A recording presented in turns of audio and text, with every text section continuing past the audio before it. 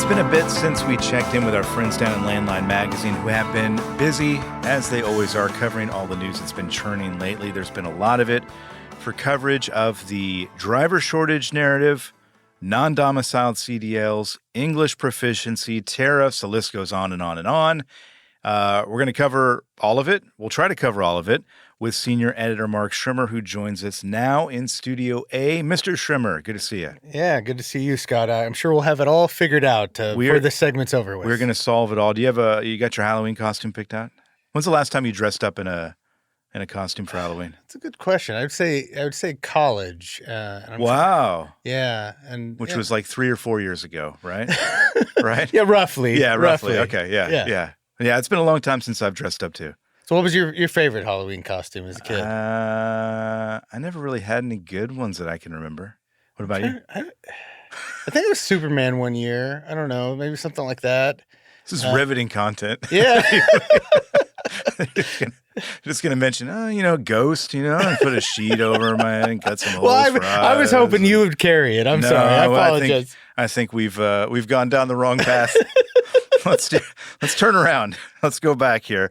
So let's talk about the reason we actually invited you here today. This long list of issues, long list of bills that have come out in recent weeks, dedicated to two issues that have really dominated conversations lately.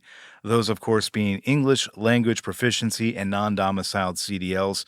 Have you been keeping track by chance of just how many bills we've seen introduced in recent weeks? There have been a lot. Yeah, there have. And when and sometimes, the bill in the House and the bill in the Senate are introduced at the same time. And then sometimes those companion bills are at different times. So it feels like there's even more. But I think of recent ones, at least the main ones I would say off of English language proficiency, there have been at least 5. And some of those, like I said, have been introduced in the House and the Senate. Some of them just one or the other chamber. And then when you get into the non-domiciled CDLs, there's maybe close to a half a dozen of those as well. And we just had one introduced this week by Jeff Andrew. So just yet another. It does feel like pretty much every day we have a new one to tackle and look at and read all of that bill text. And so that's why, this week kind of put out a story, clever headline writers, OER, English Proficiency Bills 101. So anyway, how long did that take you? Probably about as long as it to say it. Yeah, exactly. Yeah. So, but yeah, so hopefully, what the idea of that is, like I said, there's so many of these bills out there, about a half a dozen, and nobody wants to go through and read all of that bill text, even myself. I'm not really a huge fan of it, but it's what we do. It's what our job is. And so I'm just, relaying that information and hopefully a much easier way to consume and to make it easy and figure out, okay, what are the good points? What are the bad points? What do we like about these? And, which is the main bill maybe to support and maybe end up in a highway bill later on. Yeah, we can certainly talk about that too, but I can't, just looking at the scale or the number of the bills that have come out, I cannot recall. You've been at this a little bit longer than I have, despite only being out of college for 3 or 4 years. Well, I started in 5th grade. Because you're so young, that's right. I cannot recall a trucking issue or issues that have generated so many bills, again, dedicated to the same issue in such a short period of time. I'm not sure you have either, but it speaks to the environment that we're in right now. Yeah. Even with that, I'll admit I don't completely understand it because I think, well, I guess I do. I think part of it is, every lawmaker maybe has their own little tweak to it or, but I think that they also, politicians, obviously they want to get reelected. This is an issue that has gotten a lot of truck drivers, that feel very passionate about it. We've seen it in the social media comments for months. And so I think a lot of them, want to seize the opportunity. And here's the credit here of, I have introduced a bill. And again, maybe it's a little bit different than the previous 3 or 4 that have been introduced. And there's probably something they feel strongly about in the specifics rather than negotiating. But I know for purposes my purposes is I would rather, okay, these are all Republican introduced. Hey, get together, guys, Yeah. and And come up with and one. come up Yeah. with one, Yeah. and that so they would have a better chance whether passing as a standalone bill or getting attached to a larger highway bill. That's the way my brain works. But I understand. Again, like probably all wanted a little bit of credit with it. But we look at the other major things. There's one big truck parking bill, for instance, Yep. and that and that's a huge issue as well, and has been for years. But yeah, this is one that a lot of people feel very passionate about, and so everybody, I guess, wants to be a part of it. I mean, we can kind of look at these each individually, maybe starting with the English proficiency bills, and I use that again, plural bills, because there have Sure. been a number of them here. And again, looking at them, there isn't a massive amount of difference between them. As you mentioned, there's a tweak here, a tweak there Hmm. with regard to it. They generally also follow, I believe, the Trump administration's actions on this in recent months. But when you look at that list of bills, is there one in particular, or one, I guess, that stands out, or just in general, what stands out to you in terms of the direction that these lawmakers are trying to go?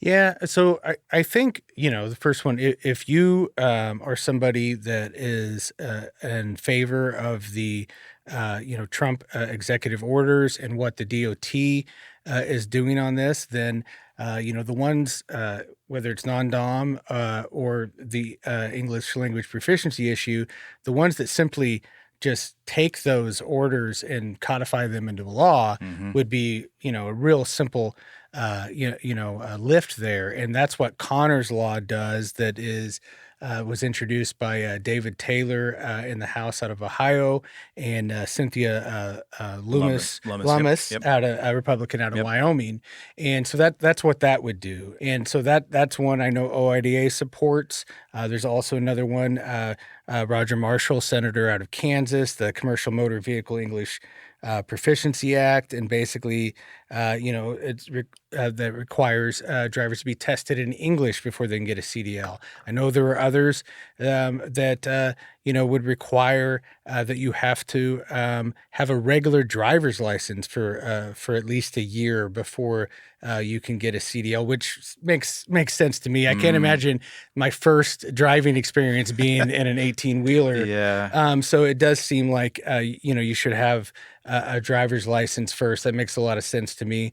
But one that OIDA opposes, there's a bill out there that would require everybody to not only, I think most people agree with that are on this side, that there should be some sort of English test before you get your CDL, but some of them want that to be renewed every time.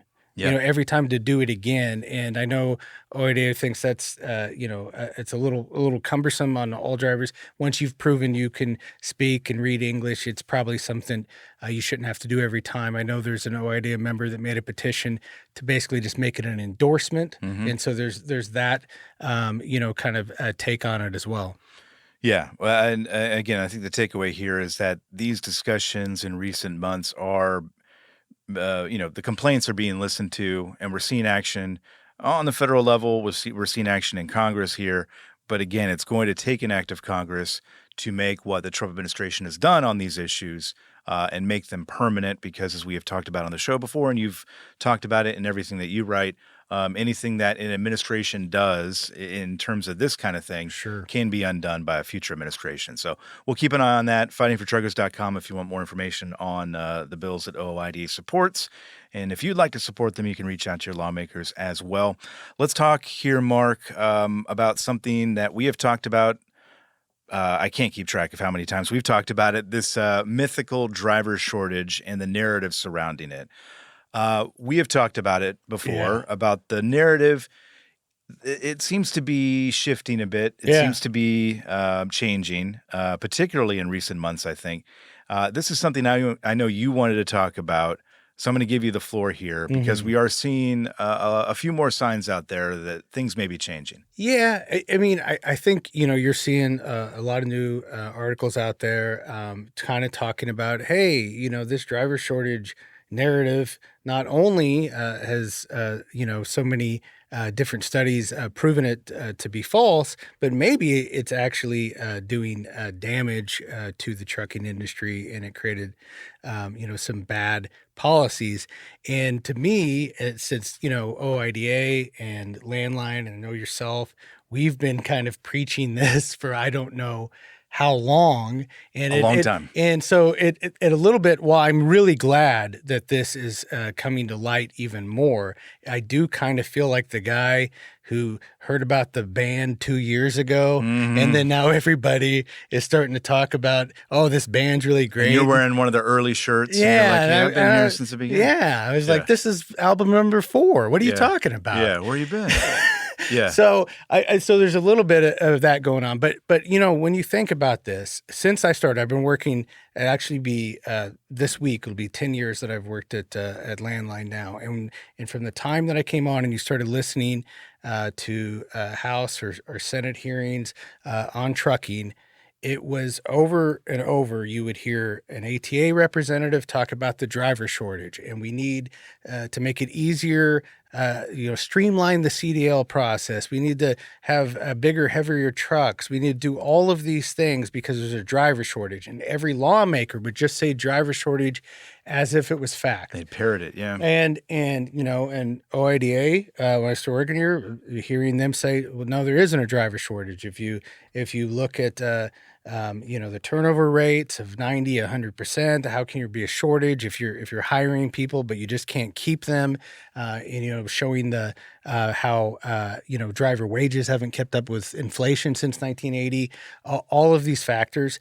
Then, the Department of Labor comes out with a study, says, no, there's not a driver shortage. And then like 2 or 3 more academic studies come out and say there isn't a driver shortage. And still this year, ATA President Chris Spears still goes I can't remember whether it was a House or Senate hearing, goes to a hearing and basically is pounding saying, like how absurd these false, that there isn't a driver shortage. Like it was just so terrible. But right now we're seeing like, how have CDL standards gotten so bad? How have so many of these been issued without paying attention? Why are there drivers that aren't qualified? Well, this narrative that's been out there for so long that you just can't find truck drivers. There's nowhere to get them. There's no way to figure out. So people thought, oh, we need to do things differently because nobody wants a repeat of the pandemic and where they can't get toilet paper. Speak for yourself. Well, I do think you want your toilet paper. Yeah, that's true. Yeah. Okay, maybe. Yeah. Call me. I know I'm spoiled, and I know. Yeah.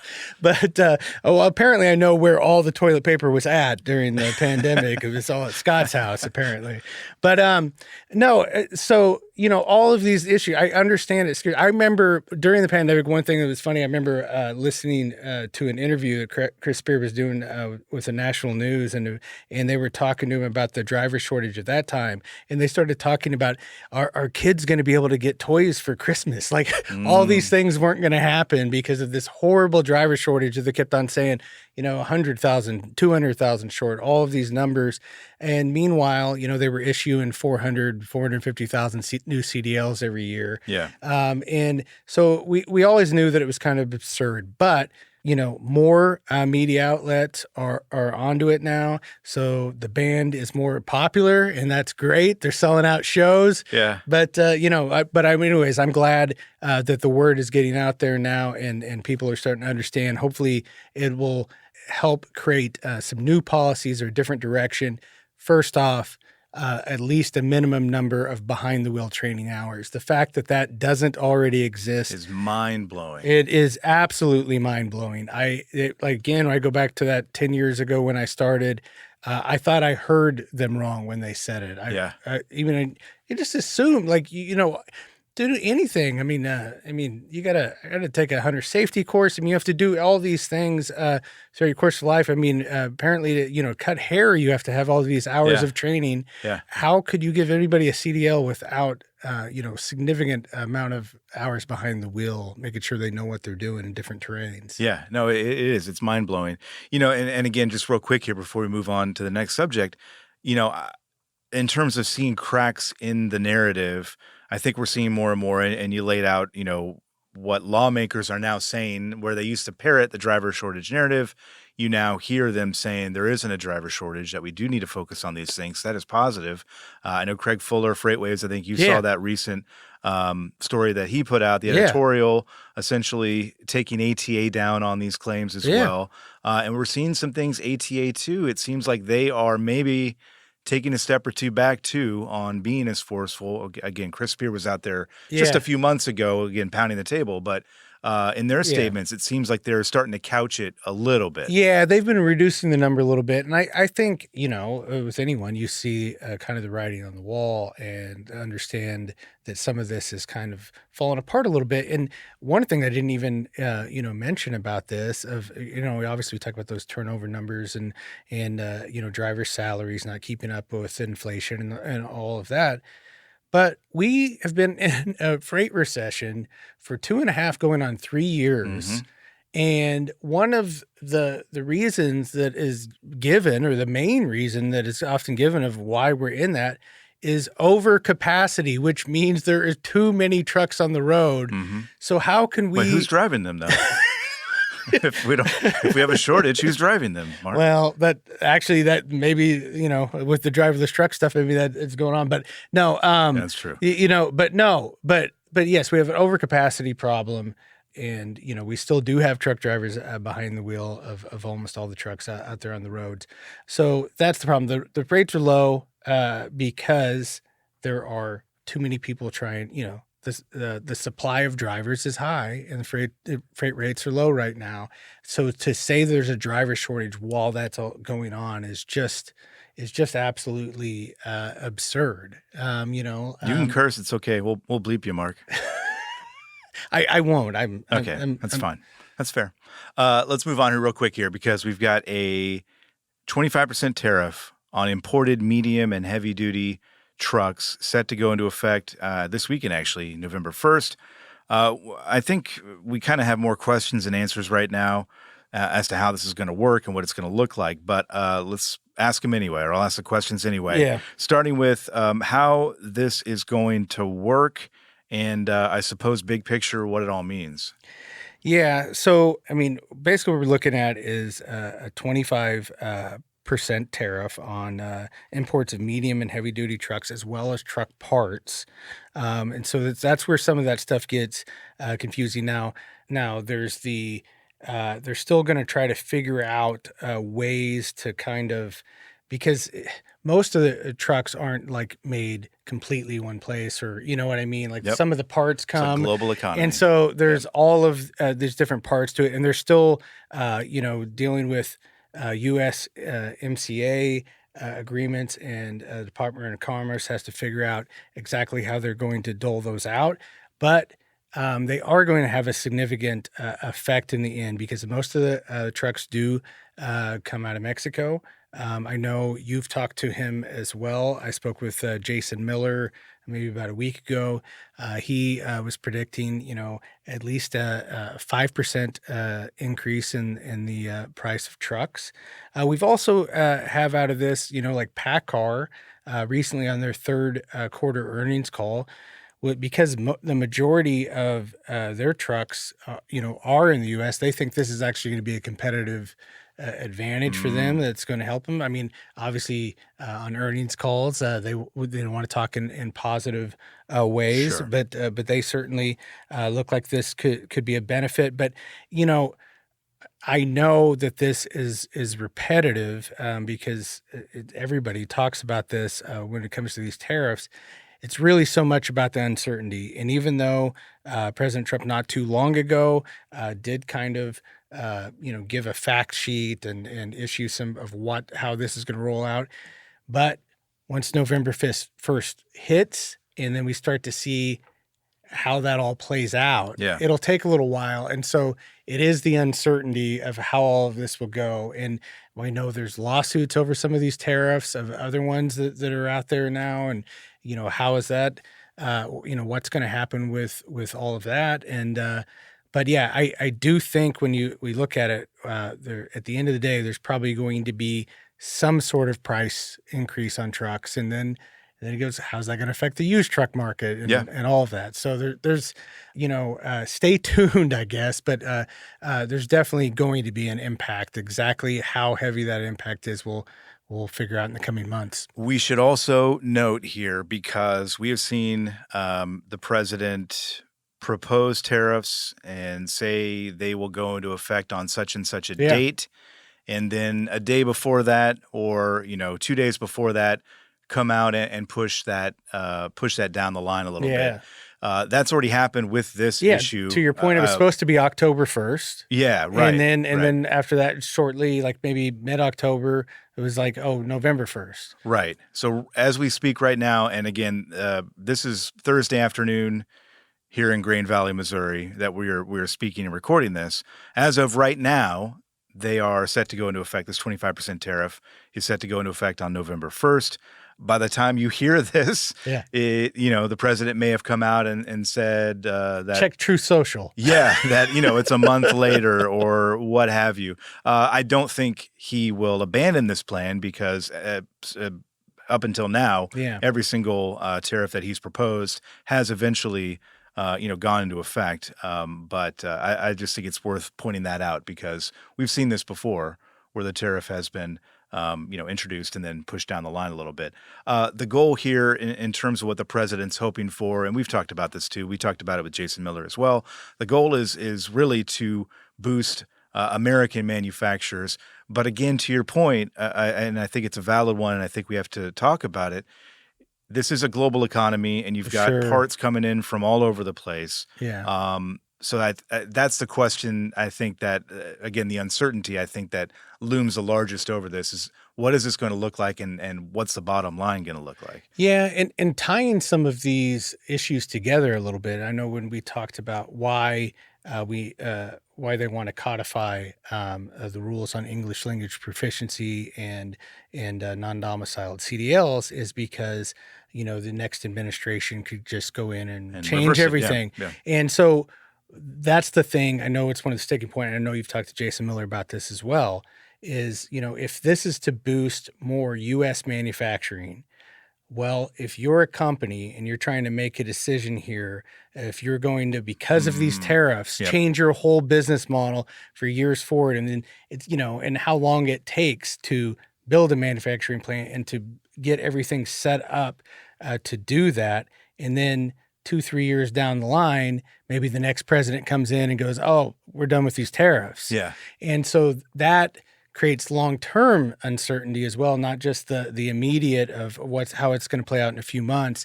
So that's a difficult thing. And then also, I know the other goal that the president is trying to kind of make this is like a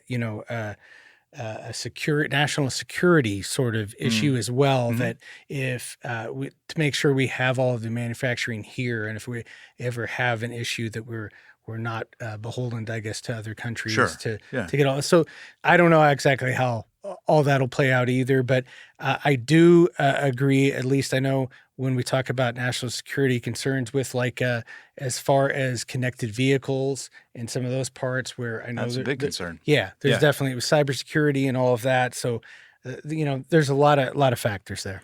Stay tuned. Best Halloween candy. Reese's peanut butter cups. Me too. Hey, are we best friends? Let's be best friends. Let's do it. Mark Schremmer, you are a good friend of the program. We appreciate you coming by and making sense of some of this stuff that oftentimes does not make any sense. So we thank you for all your work. All right, thank you. That was Mark Schremmer of Landline Magazine. This is Trucking with OOIDA, and we'll catch you next time. Thanks for listening. Thanks for listening. Today's episode of Trucking with OOIDA was brought to you by a dedicated team of people. That includes Jim Fetzer, Tennille Flick, and Kim Boren. You can listen to new episodes and extended interviews on your favorite podcast platform and on the OOIDA YouTube page. Please subscribe while you're there. If you've got thoughts, we'd love to hear them. Call us at 1-800-324-6856 and leave a message, or send us an email to podcast@ooida.com, and we might include it on the show.